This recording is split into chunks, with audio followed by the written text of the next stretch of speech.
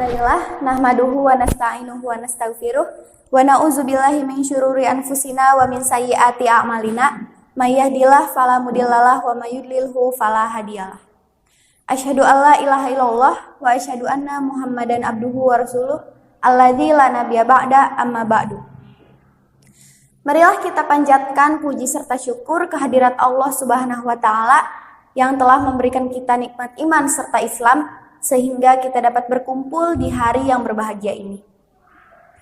Salawat beserta salam semoga tetap tercurahkan kepada Nabi kita Muhammad Sallallahu Alaihi Wasallam, kepada para sahabatnya, kepada para keluarganya, dan kepada kita sebagai umatnya. Hadirin yang berbahagia, di antara kita mungkin ada yang tidak mengetahui apa itu single sex class. Jadi single sex class itu ialah praktek pembelajaran atau pendidikan di mana siswi dan siswa menghadiri kelas dengan terpisah. Itu bisa kelasnya terpisah, bisa gedungnya terpisah, atau bahkan sekolahnya yang terpisah. Atau yang sering kita lihat di sekitar lingkungan kita itu SMK. Itu kadang khusus untuk laki-laki saja, atau SMK yang khusus untuk perempuan saja. Begitulah. Jadi single sex class ini sudah diterapkan di negara kita dan juga di luar negeri seperti di Malaysia, di Singapura, di Jepang bahkan, dan lain sebagainya.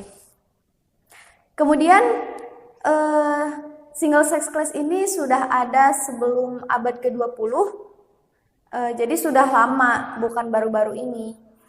Dan juga pada abad ke-19 di Eropa Barat itu tidak boleh bagi perempuan untuk menganut pendidikan di luar rumah. Seperti disekolahkan itu tidak boleh, sangat tidak bolehkan. Ya, pada abad ke-19 itu. Tapi para perempuan itu mencari pendidikan atau menganut pendidikan itu di rumahnya.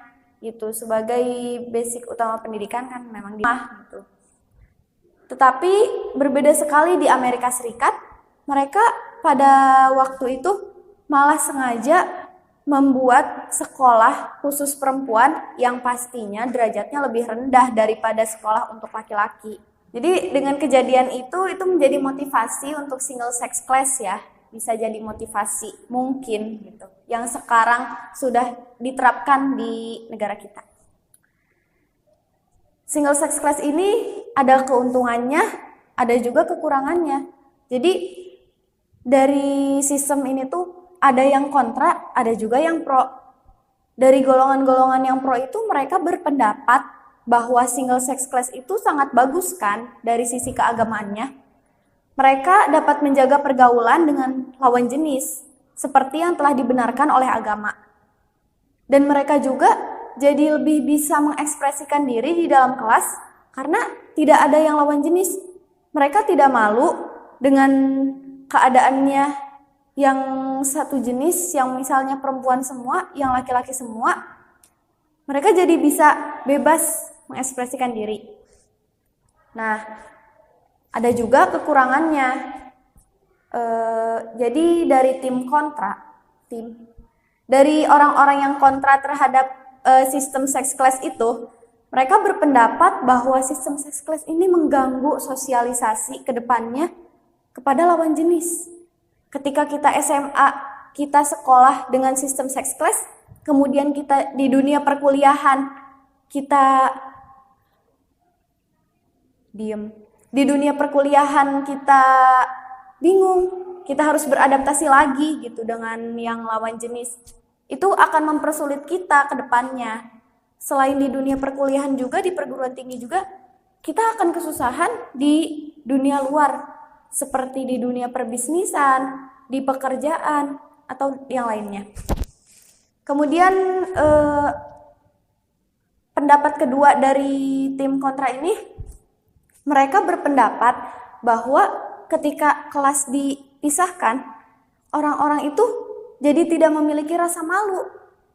Ketika yang biasanya dia berangkat pagi dengan pakaian yang rapih, karena dia malu terhadap lawan jenisnya, dia jadi pede sajalah. Ini kelas perempuan semua, ketika teman perempuan ke perempuan lagi. Sebagaimana di dalam kelas, banyak kasus di sekolah-sekolah yang menerapkan single sex class, itu para murid laki-laki itu membuka baju di dalam kelas. Mereka tidak merasa malu dengan temannya sendiri gitu yang sesama jenis.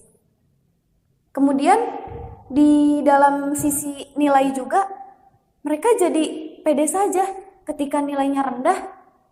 Tidak apa-apa, teman saya perempuan lagi juga gini, akan menerima saya yang nilainya segini. Itu sebenarnya sangat merusak kepada kualitas kemanusiaan kita.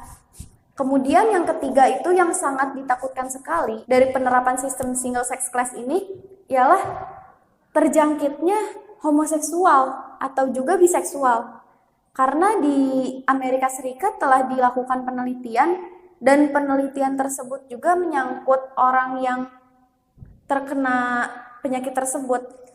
Jadi setelah diteliti ternyata dia bingung, orang tersebut bingung, kenapa saya kan punya teman perempuan yang disuka di teman di luarnya, tapi kenapa saya memiliki rasa kepada yang sesama jenis juga. Dia sendiri bingung. Ternyata setelah diteliti dari psikologisnya, ternyata dia itu biseksual, dia mengidap biseksual. Kan ngeri ya, ngeri. Jadi untuk kita yang kita sebagai netizen yang budiman, kita tidak boleh menjudge pendapat yang pro atau yang kontra. Kita cukup tahu saja bahwa ini seperti ini, itu seperti itu. Dan mungkin sekian yang dapat saya sampaikan. Kurang lebihnya saya haturkan maaf sebesar-besarnya. Saya perwakilan dari kelompok Bahasa Indonesia Ceramah ini mengucapkan terima kasih kepada rekan saya Fadia Imanina Fariz dan juga Zulfa Nuryani Antisah yang telah berperan di belakang panggung. Terima kasih banyak untuk penonton yang telah sabar menonton ceramah ini. Assalamualaikum warahmatullahi wabarakatuh.